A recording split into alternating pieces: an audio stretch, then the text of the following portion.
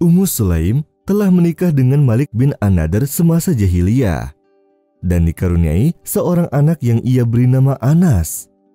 Saat Islam muncul, ia pun memeluk agama Islam. Sedang suaminya pergi ke negeri Syam dan meninggal dalam keadaan kafir. Ia pun menolak semua ajakan menikah dengan alasan mengurus anaknya. Ia pun kerap mengatakan kepada siapapun yang ingin menikahinya, "Aku tidak ingin menikah sebelum anakku balik." Ia pun memilih seorang guru terbaik untuk anaknya, juga seorang panutan, tak lain adalah baginda Nabi Shallallahu Alaihi Wasallam. Ummu Sulaim menyerahkan anaknya Anas kepada Nabi Shallallahu Alaihi Wasallam dan berkata, "Semua orang di Madinah sudah memberimu hadiah, dan aku tidak bisa memberimu hadiah kecuali anakku ini. Ambillah ia sebagai pembantumu ya Rasul." Saat itu Anas berumur 10 tahun.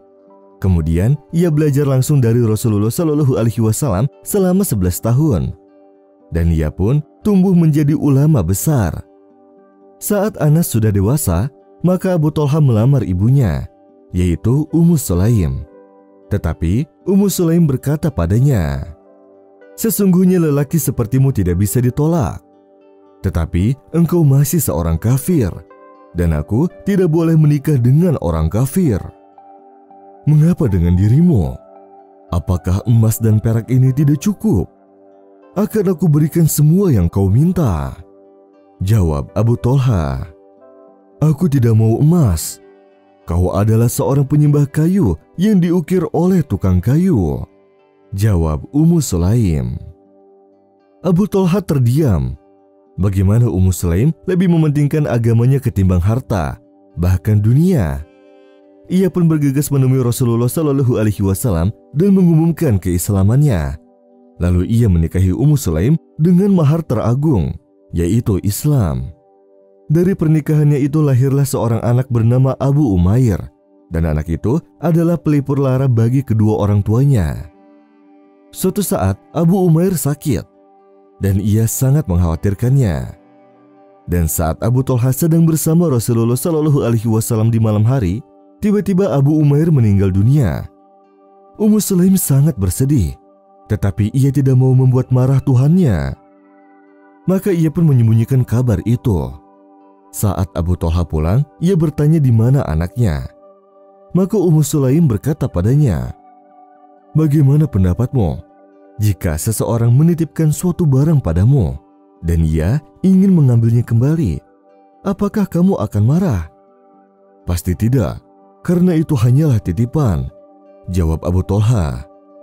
Maka Ummu Sulaim pun berkata, "Maka anak kita adalah titipan dari Allah Subhanahu wa Ta'ala, dan sekarang ia telah mengambilnya. Bersabarlah dan berharaplah hanya kepada Allah." "Inna lillahi wa inna ilaihi raji'un," jawab Abu Thalha, dan air mata mengalir di pipinya. Dan benar, Allah Subhanahu wa Ta'ala menggantikannya dengan seorang anak lagi yang diberi nama Abdullah bin Abu Thalha. الذين إذا أصابتهم مصيبة قالوا إنا لله وإنا إليه راجعون أولئك عليهم صلوات من ربهم ورحمة وأولئك هم المهتدون. Ummu Sulaim sering mengikuti perang dengan Rasulullah Shallallahu Alaihi Wasallam bersama wanita-wanita yang lain, memberi minum pasukan, mengobati luka, dan lain-lain. Saat perang Hunain terjadi, Ummu Sulaim dan suaminya ikut berperang. Tetapi Abu Thalha takut akan keselamatan istrinya. Tiba-tiba Ummu Sulaim mengeluarkan pisaunya dan berkata, "Apabila ada orang kafir yang mendekati kami, maka akan kutusuk dengan pisau ini." Rasulullah Shallallahu Alaihi Wasallam selalu mendoakan Ummu Sulaim.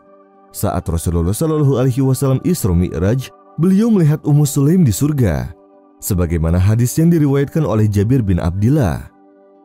Rasulullah Shallallahu Alaihi Wasallam bersabda, "Aku diperlihatkan surga, maka aku melihat istri Abu Thalha di sana, dan tiba-tiba aku mendengar suara kaki Ternyata di depanku ada Bilal. Dan Ummu Sulaim terus seperti itu semasa hidupnya, selalu berjihad di jalan Allah Subhanahu wa Ta'ala dengan mengorbankan segala sesuatu yang ia punya. Saat Rasulullah Shallallahu Alaihi Wasallam wafat, ia masih terus berjuang di jalan Allah Subhanahu wa Ta'ala hingga ia sendiri pun wafat, dan namanya pun harum semerbak di buku-buku sejarah Islam. والمؤمنون والمؤمنات بعضهم أولياء بعض يأمرون بالمعروف وينهون عن المنكر ويقيمون الصلاة ويؤتون الزكاة ويطيعون الله ورسوله أولئك سيرحمهم الله إن الله عزيز حكيم وعد الله المؤمنين والمؤمنات جنات تجري من تحتها الأنهار خالدين فيها ومساكن طيبة في جنات عدن ورضوان من الله أكبر ذلك هو الفوز العظيم.